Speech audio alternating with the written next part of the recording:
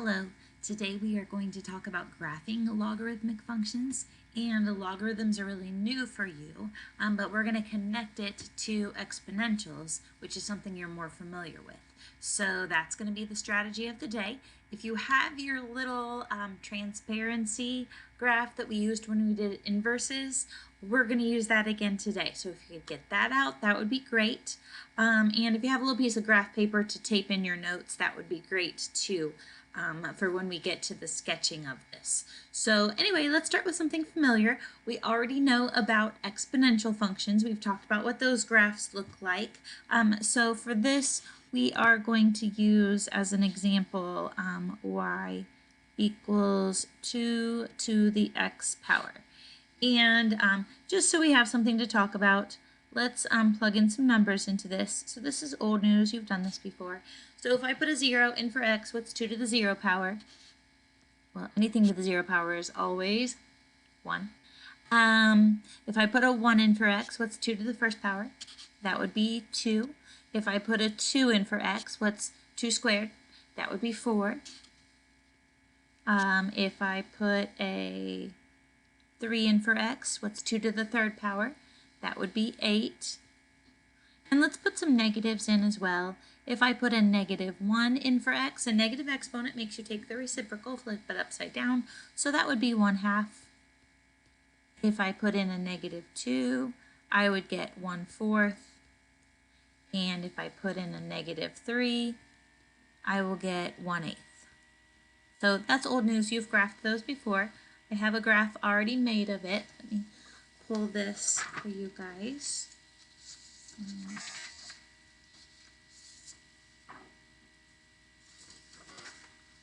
Here we go.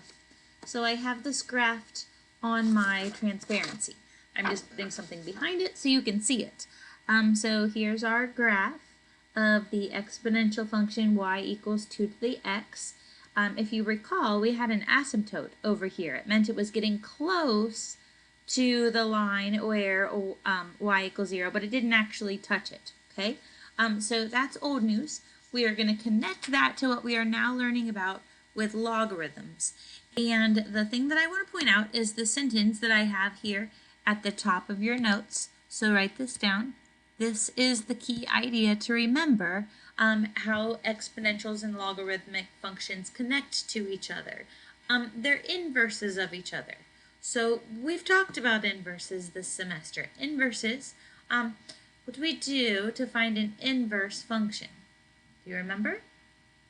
It's where the input becomes the output and the output becomes the input. So we flip-flop them. So we're going to use that. What happens to the picture? Do you remember what happens to this picture? If our inputs become our outputs and our outputs become our inputs, that means the x becomes the y and the y becomes the x. So we take this graph and this y is going to become our x and the x is going to become our y. So it's going to flip over like so. Okay, so that's what you're going to see today. Let's get some stuff written down though here first. So our new news of the day is logarithmic functions. You can just call them log functions for short. And so what we're going to do is I'm going to take that x and y in the function I started with, and I'm going to flip-flop them. So instead of y equals 2 to the x, I'm going to write it like x equals 2 to the y. So I've done the inverse because I've done the flip-flop now, but I would like to have the y by itself. So I'm going to think about how exponential form and logarithmic form connect. If you want to get out your little log foldable, you can do that. But the 2 is the base, so I could write this as log base 2. The argument is the x, and the exponent is the y. So I could put equals y. Like that. So I've changed it from exponential form into logarithmic form. And it's the inverse of the one that we started with. I don't really like having the equals y on the back end, so I feel like taking that equals y and putting it on the front end because it just feels more normal to me to say y equals, there we go. So if we know what the original function looks like, the inverse is going to look like this. So let's talk about how you could get that. What we could do, since we have this table over here in purple, an easy thing to do is take those numbers that we have in the X and Y columns and just flip-flop them, literally. So like the 0, 1 pair in purple becomes 1, 0 over here on the inverse. The 1, 2 pair becomes 2, 1. 2, 4 becomes 4, 2. 3, 8 becomes 8, 3.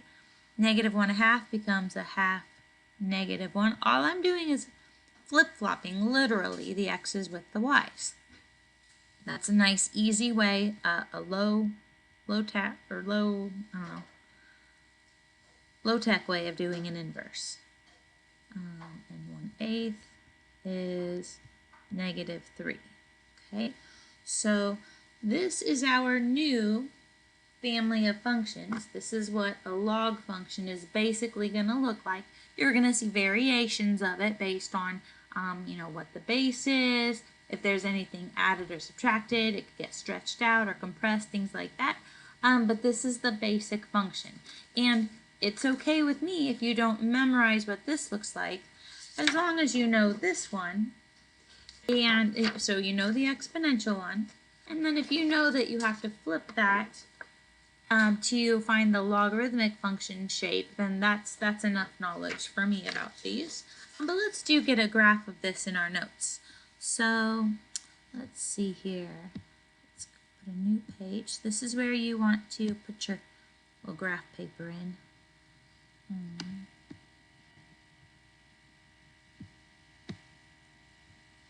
How about, let's do this one, I think. And then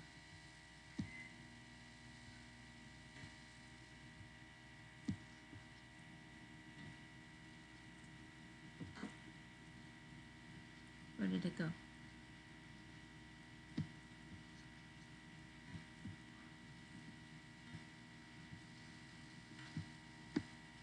Here we go. Okay, so I can take those ordered pairs and graph them on here and get a sketch of it. So it was, let me think, it was 0, 1, so it's 1, 0 right here.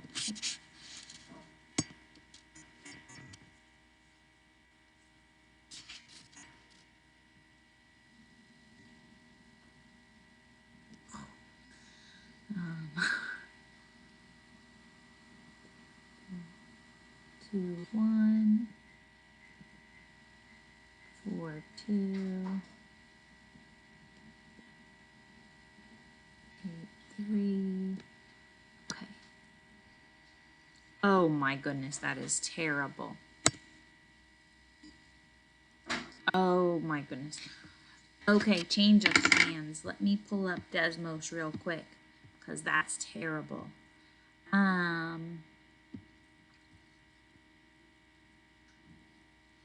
I should show you how to graph on Desmos anyway, so this is good.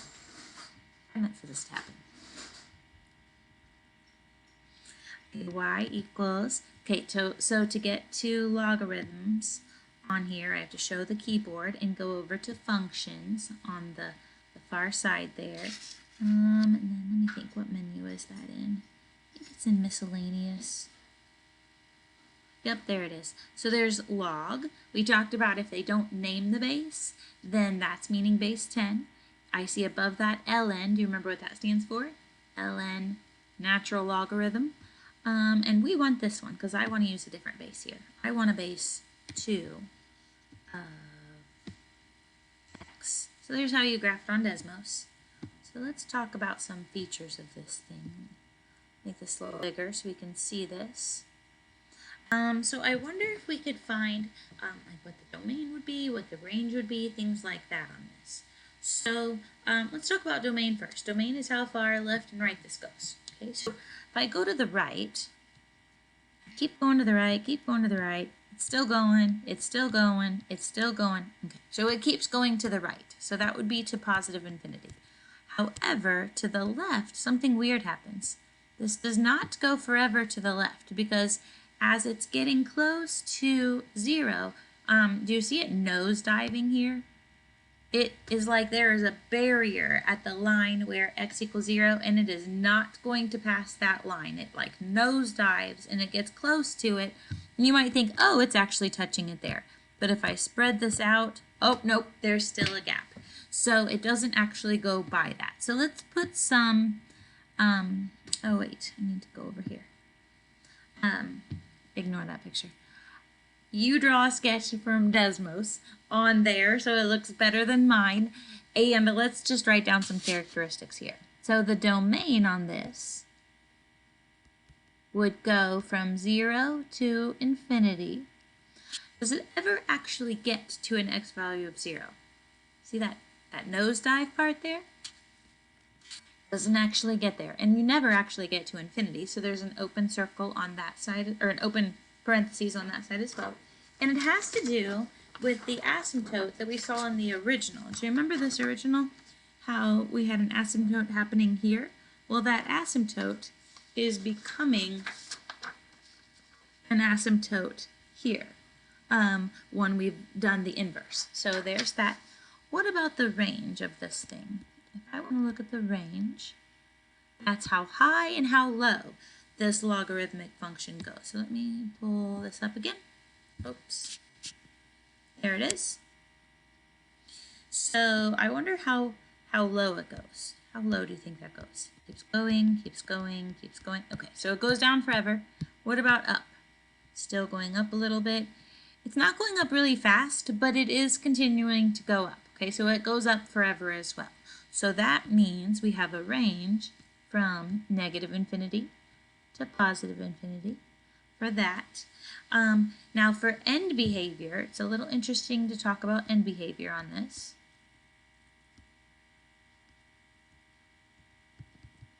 I want to talk about the end behavior. So let me get the picture up again.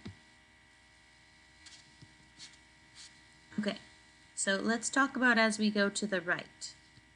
As I go to the right, what do you see happening with this graph? Is it going up or is it going down? It's going up. So the way we say up is we say it approaches positive infinity. So that's the right end. So as x goes to positive infinity, that's how we say we're moving right, because x's move left and right, and positive infinity would be to the right. The y's are going up. And the way we say y's are going up is we say y approaches positive infinity.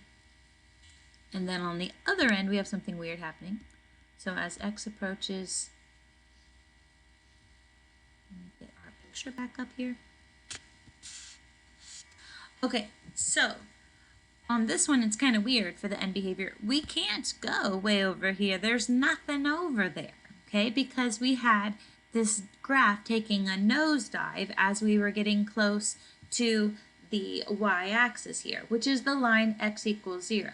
So as our x's, we're not going to go to negative infinity. We're only going to get close to 0 and watch the y's take a nosedive. So we can't go to negative infinity if that's not part of our domain. So we're going to say as x approaches 0, the y's, the way you say take a nosedive is you say that the y's approach negative infinity. So that's our end behavior for that graph. So it's not important to me that you can graph a lot of these by hand. I just want you to know what basic shape to expect, and that you will have an asymptote involved on the one side, and that it's the inverse of the exponential function. That's a big deal to me that you know that. I think that is everything. So remember that Jesus loves you, and so do I, so do your math.